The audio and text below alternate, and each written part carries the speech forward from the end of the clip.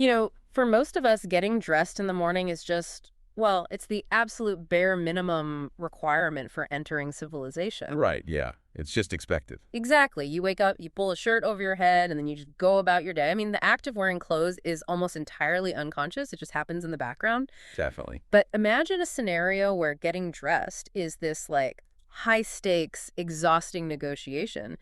Imagine a reality where a slightly twisted seam or, a tag at the back of your neck has the power to completely drain your social battery before you even step out the front door. Yeah, it really forces us to completely reevaluate the baseline assumptions we have about navigating physical space. Absolutely. Because we take for granted that the environment is passive. But for a nervous system that's wired differently, the environment is incredibly loud and, honestly, aggressively active. And that is the core mission for this deep dive. Today, we are completely redefining the concept of touch. We really are. We're moving past the standard definitions, handshakes, hugs, physical bumping in a crowd, to explore the reality that our skin is actually this highly sophisticated processing center. It is constantly thinking and reacting to the world around us. Constantly. Our framework today comes from an excerpt of an exceptional piece of writing by Dr. Jaime, and that's pronounced Jaime Hoerricks, titled The Architecture of Skin, Autistic Negotiations with Fabric and Touch. Which is such a powerful piece, and the context of this work is really crucial here. It's part of a larger series she calls The First Autistic Person. Right. Now, the title is a deliberate misdirection. I mean, this has nothing to do with being the first autistic person to achieve some grand, historic milestone in the public eye. It's not about making the history books. Exactly. The focus is entirely on private, invisible firsts. The milestones that neurotypical society doesn't even realize are milestones. Like, say, the first autistic person to have a completely uneventful trip to the mall without a sensory overload. Yes. Or, as the focus of this specific piece details, the first autistic person to wear the wrong shirt all day long. Without losing the ability to function. Right. It's a study in silent endurance. The essay doesn't focus on, dramatic public meltdowns. It zooms in on the micro-reality of just staying dressed. Which sounds so simple, but it's not. No, not at all. Because to understand this, we have to look at the underlying neurological mechanism of how the brain handles sensory input. For most people, when you put on a shirt, your nervous system registers the fabric for, about 5 minutes. Right, you feel it when it goes on. Yeah, but after that, this process called sensory gating kicks in. The brain essentially categorizes the feeling of the cotton, or the polyester, as non-threatening static background data. And it just filters it out. You stop feeling the shirt. Okay, let's unpack this, because this concept of sensory gating failing is where Dr. Hoerricks really starts to dismantle the traditional view of touch. She completely tears it down. Yeah, because if your brain doesn't filter out that static data, the touch doesn't just happen when you put the shirt on. The touch is continuous. It never stops. Right. The elastic waistband, the trapped heat, the friction of the sleeve, it stays in active, aggressive contact with your nervous system every single second of the day. And the terminology she uses to describe this continuous contact is incredibly precise. She says the wrong shirt doesn't just annoy the wearer, it governs them. Ugh. It governs them. That is a heavy word. It is. It acts as an active regulator of their entire day. It dictates how much working memory is available for complex tasks, or how much patience remains for navigating a crowded hallway. Wow. It even dictates how much access to verbal speech is left by the afternoon. It is a massive accumulation, this constant erosion of resources. It's like having a rogue app running in the background of your smartphone. Nobody else can see your screen, right? Right, yeah. So looking at you from the outside, they assume your phone is working perfectly. But meanwhile, there is this invisible, unoptimized process running at maximum capacity in the background, and it's constantly pinging the processor. That is a perfect analogy. Your battery is quietly draining to 1% by noon just from the sheer effort of existing and keeping that app running. Yeah, the cognitive load is just staggering. And because there are no visible alarm bells, the outside world fundamentally misinterprets what is happening. The text outlines this as a slow, systematic erosion. Right. Hour 1 in the restrictive garment might be manageable through sheer willpower. Hour 3 becomes severely distracting. And then by hour 6? By hour 6, the neurological overwhelm is so intense that the urge is to literally tear the fabric off. Yet the social expectation is to simply sit quietly in a meeting and perform normalcy. which is described in the text as a small, portable emergency that literally takes half a day of language away from a person. Exactly. A portable emergency with no public alarm. What's truly wild is how the clinical and educational fields often respond to this. When a teacher sees a student constantly pulling at a collar or seemingly acting out because of uniform, the default protocol is almost always behavioral intervention. Oh, absolutely. The objective becomes figuring out a reward or consequence system to get that person to simply tolerate the clothing. Yeah, we treat a physiological crisis as a behavioral defiance. They really do. Whoa. Exposure therapy or behavioral conditioning, they operate on the assumption that the distress is a psychological phobia that can just be overcome with repeated exposure. To get used to it, basically. Right. But if the issue is a fundamental misfiring of the peripheral nervous system, where the brain is interpreting a polyblend scene as an active, localized threat, forcing someone to tolerate it is just forcing them to live in a perpetual state of low-grade trauma. Wow. Yeah. Clinicians rarely step back and ask the critical physiological question, which is, what is this specific material doing to the spatial processing of this specific nervous system? It completely flips the script.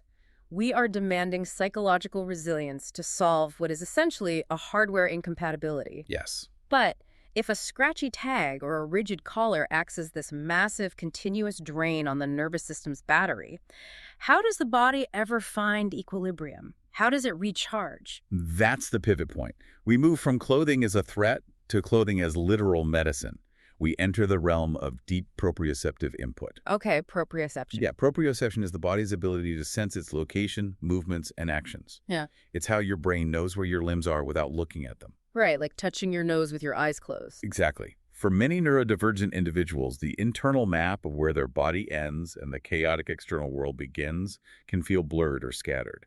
This is the hypotouch side of the sensory story. So undersensitive in some ways. Yes, and this is where we see the intense need for regulating pressures. Dr. Hoerricks details a prolonged, very difficult history with bras. Right, the text gets very specific about this. The rigid mechanics, the sharp edges, the unyielding straps, the localized pinching it all, acted as a constant sensory punishment. It was a barrier to simply existing comfortably. But finding the right one completely altered her daily reality. She describes the right garment not just as comfortable, but as shelter. Shelter, yes. Such a great word for it. It held the body without arguing with it. It provided what she termed access to embodiment. Which is huge. Yeah, allowing her to actually inhabit her physical form rather than constantly fighting against it.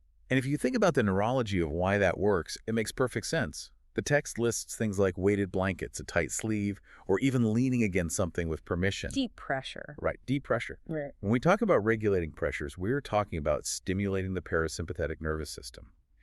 Deep, even pressure sends a very clear, organizing signal to the brain. It tells the nervous system where its edges are. Exactly. It lowers the heart rate, reduces cortisol levels, and firmly establishes the physical boundaries of the body. It organizes what light and sound constantly scatter. Now, here's where it gets really interesting, but also a bit confusing to me. Okay. How can a light brush from a collar be pure agony, like a full-blown neurological alarm, but being squeezed by a heavy-weighted blanket or tight compression wear is a massive relief? Aren't they both just the physical act of touch? What's fascinating here is how often neurotypical frameworks fail to understand the complex matrix of sensory processing.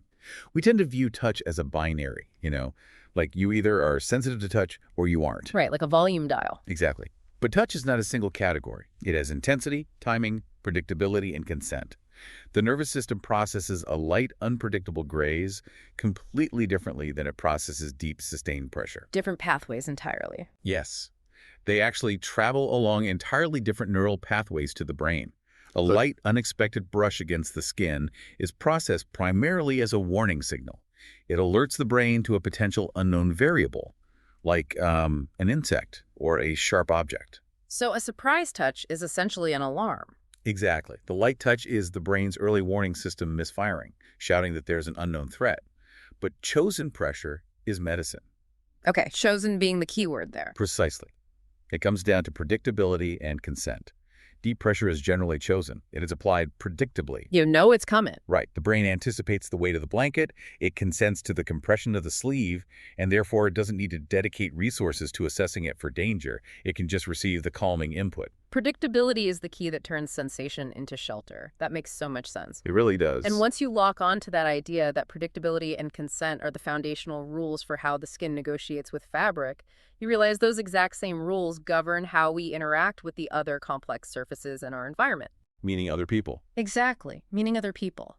So how do these rules apply to crowds? Well, we move into the concept of tactile weather. Tactile weather. I love that phrase. It completely reshapes how we understand personal space. The reality is that human beings possess what neuroscientists call peripersonal space. Our brains actually map an invisible boundary just outside our physical skin, tracking objects and people as they approach. So crowds are tactile before any physical contact even occurs. Exactly.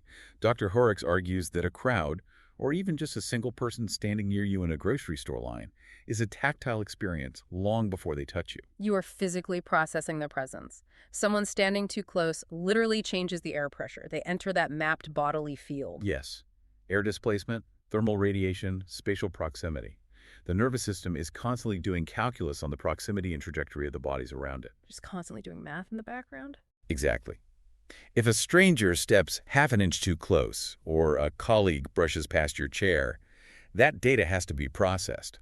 For a hypervigilant nervous system, navigating a busy office or a crowded subway isn't just visually or auditorily exhausting. It's physical. Right. It is a relentless, full-body, tactile negotiation with the surrounding environment. Which brings a completely different context to how we express affection. The idea that a surprise hug from a family member or, a student suddenly tapping an arm to get attention can register in the nervous system as a physical threat, that's jarring. It requires a massive unlearning of how we view emotional connection. Yeah. Because we are conditioned to believe that affection is universally good, right?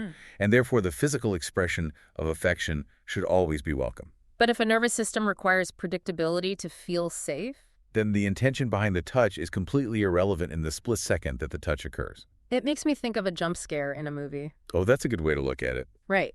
Imagine you are sitting in your living room and your absolute best friend in the world suddenly jumps out from behind the door holding a birthday cake. You jump out of your skin. Exactly. Even though it is your best friend and even though they are bringing you something you love, your nervous system still floods with adrenaline, your heart rate spikes, your pupils dilate, and you physically flinch. Because your amygdala registers the suddenness as an attack. Exactly. It registers as an attack regardless of how much you love the person holding the cake. Now imagine applying that mechanism to everyday affection. Imagine navigating a world where affection constantly feels like a jump scare. That captures the physiological reality perfectly. In that fraction of a second, the brain doesn't care about the emotional bond. It only cares about the unconsented, sudden input. Yeah. Dr. Hoerricks makes this crucial point about affection. Recoiling from a surprise hug is not a rejection of the person. It is not a lack of love or coldness. It's entirely about timing and consent. Yes, affection isn't automatically accessible. Care must actually learn the sensory language of the body it is trying to reach. It establishes a standard where physical touch has to be negotiated, not just assumed. But, knowing how clear this biological reality is, knowing that specific nervous systems empirically require predictability and certain types of pressure to function, it makes the societal response completely baffling. It does. Why does society force people to endure discomfort? Well, this is where we transition from sensory science directly into the realm of social discipline. Social discipline. Yeah. There is a profound, deeply ingrained shame described in the text. The shame of needing sensory accommodations as an adult. Like the quiet humiliation of having to cut the tags out of professional clothing like a child. Exactly. Or the anxiety of buying 5 identical versions of the exact same shirt simply because that specific cotton blend is the only one that doesn't trigger a sensory alarm. And needing a blanket to regulate. Right. There is a heavy stigma attached to needing a weighted blanket or plain pressure just to regulate your nervous system in a public space. Society looks at those regulatory actions and immediately labels them as odd, childish, or just inappropriate. But it's incredibly hypocritical when you look at what society does deem appropriate. Oh, the double standard is glaring. The text argues that culture ranks bodily regulation entirely by respectability. Respectability. Oh. Think about the massive industries built around compression wear. If intense restrictive compression is marketed as shapewear or high-performance athletic gear, it is monetized. It's deemed premium. Right, because it makes a body look more, quote-unquote, acceptable to the world. Exactly. We sell it at a premium price point because its primary function is aesthetic. But if someone seeks plain pressure just to regulate their internal nervous system, without a brand name, without the goal of looking slimmer, they are pathologized. So what does this all mean? It reveals this massive double standard. We applaud someone for wearing painful, restrictive clothing in the name of professionalism or fashion, but we pathologize someone who alters their clothing in the name of basic mental and physical functioning. Yes. To quote the text directly, that is not sensory science. That is social discipline. Wow. Society decides which body needs can be public and which ones must be hidden or shamed. We enforce dress codes that mandate stiff collars and restrictive ties, and we've collectively agreed that enduring physical discomfort makes you look more respectable. But if an individual swaps out that stiff collar for a soft, seamless garment so they can actually maintain their ability to speak, we accuse them of refusing to adapt to the real world. If we connect this to the bigger picture. Yeah, if we connect this to the bigger picture, it exposes a massive flaw in how we design our social contracts. But, Dr. Hoerricks' ultimate goal, presented in this analysis, is not to dismantle the concept of clothing entirely. The objective is remarkably grounded. It comes down to simply not just tolerating the world, but being able to wear a shirt and having it function as nothing more than a shirt. It shouldn't be a governor of a person's patience. It shouldn't be a portable emergency. No, it should just be a piece of fabric. It should just be a shirt. Exactly. So, to you listening, we started this deep dive talking about the incredibly mundane, everyday act of getting dressed. Civilization demands that we cover our bodies, that we sit relatively still, endure chairs, and that we act as if our skin isn't actively thinking all day long. But it is. It absolutely is. And after examining this architecture of skin, you will likely never look at a simple clothing tag or a crowded line or surprise hug in the exact same way. It prompts a real audit of your own daily life. How much of your own energy is spent quietly negotiating with the physical surfaces around you? This raises an important question, building upon Dr. Hoerricks' final line, which asks why a culture that covers everybody still knows so little about touch. Right. Think about this. If we finally accepted, as a society, that everyone's skin is constantly thinking, mapping, and reacting to the built environment, how would we fundamentally redesign our world? That's a huge question. How would we alter our public spaces, rewrite our office dress codes, or even redefine our basic expectations of what professional behavior actually looks like? Because right now, the system is completely upside down.